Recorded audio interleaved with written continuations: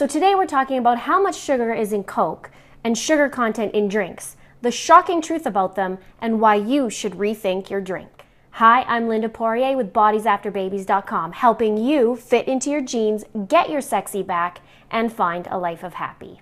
So let's talk about something right now. Liquid calories are one of the biggest culprits and setbacks for a woman to lose weight, well, really anybody to lose weight. And a pretty big reason why there's weight gain. By thinking it's just one little drink, or one ends up to being 4, people are typically astonished at what's actually in it. So today I'm going to show you the different drinks and the sugar content in them. So let's take a can of Coke. Now, 1 can of Coke increases your risk of heart attack by 20% and increases your risk of diabetes by 67%. Let's have a nice glass of Coke, shall we? 1 glass of Coke has 39 grams of sugar. You're like, okay, what does that mean? Let's pour 39 grams in there. Okay, we're at 31. Let's go a little more. 39 on the dot.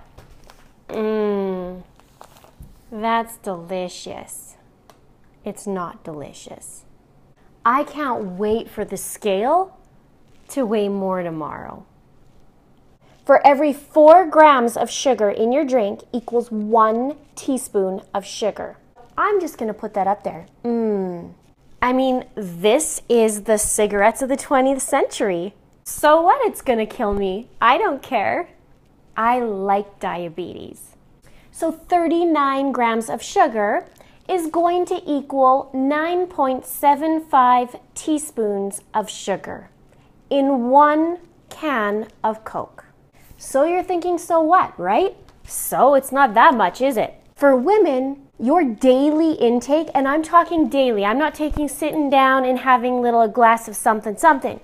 I'm saying your daily 24-hour intake is 6 teaspoons of sugar per day. And for men, it's 9. So you've had well over your daily intake of sugar by just having this 1 Coca-Cola. Now remember, I said this was the amount of sugar in a can of Coke. I did not mention a bottle, which a lot of people buy, or a liter of Coke. So now you're thinking, well, that's why, girl, I don't drink Coke. I drink the clear stuff. I drink Mountain Dew. Oh, you drink Mountain Dew? So we'll take the sugar in the Coke, which is 39 grams, and let's just add a little bit more to it, shall we? Another 7 grams, bottoms up. Oh, you're wondering why you can't lose weight? Maybe because you just drank a plate of pasta along with your pasta. I know what your kids can be when they grow up. They can go into dentistry. Do you know dentists joke and call them liquid cavities? Dentistry, it's where it's at. Our kids are set to die before us. Keep buying the Coca-Colas and the Mountain Dews and the iced teas. They are set to die before us. Why?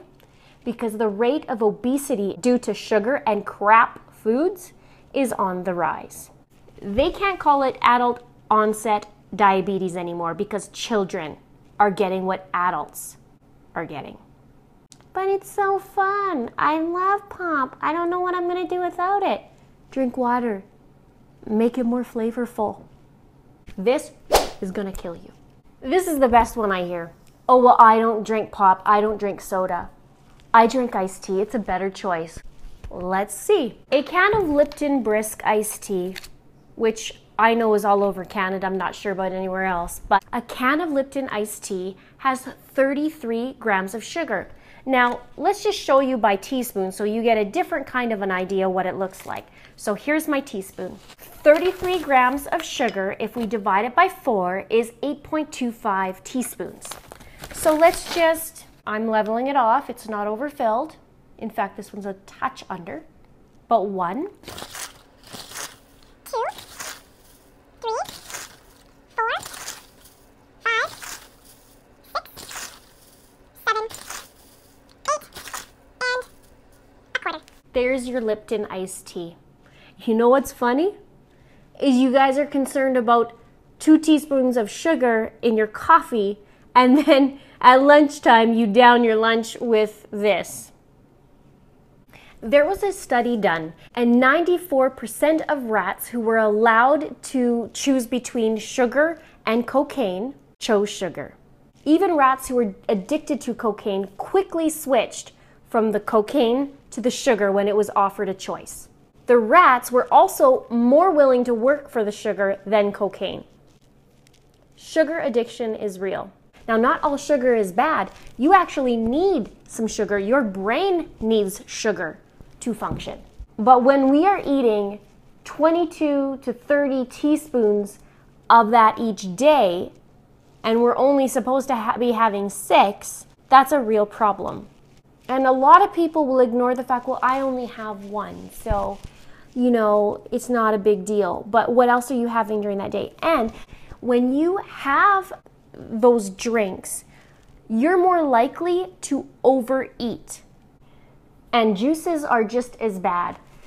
Apple juice will have 30 grams of sugar, which is the equal to what I've been showing you in portion sizes. If you are on your way to weight loss, the first thing you need to do is scrap those extra calories in your drinks, period. The more you take that sugar out, the better you're gonna feel, but the less you're gonna crave. The next time you crave a pop or soda, pour it into this and then look at it and see if you really wanna drink it, because, oh my gosh, you guys, that's bad. And if you are having 4 of these per day, let's just talk about that, because some people drink that. So 39 grams of sugar times 4, which is 156 grams.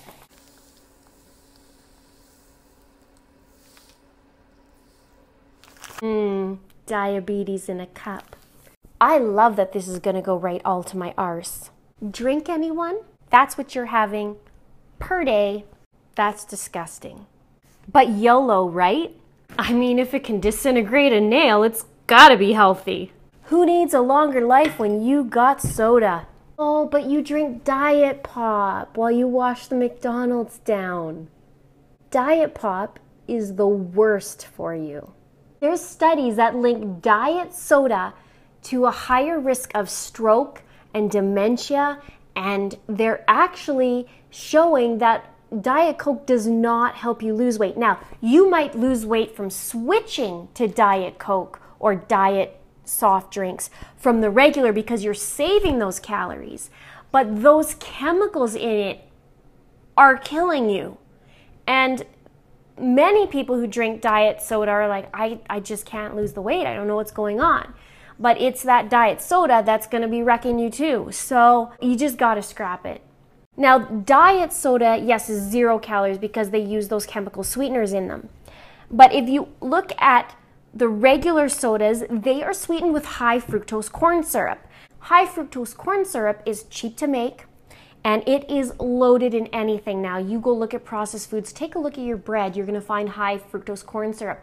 They can mask it in different names as well. So do a Google search on that and check, because they'll say different things that are made from corn or derived from corn, and they're being little tricky buggers too, because when you look at the labels, they can now combine it with fructose. This high fructose corn syrup is also super not good for us.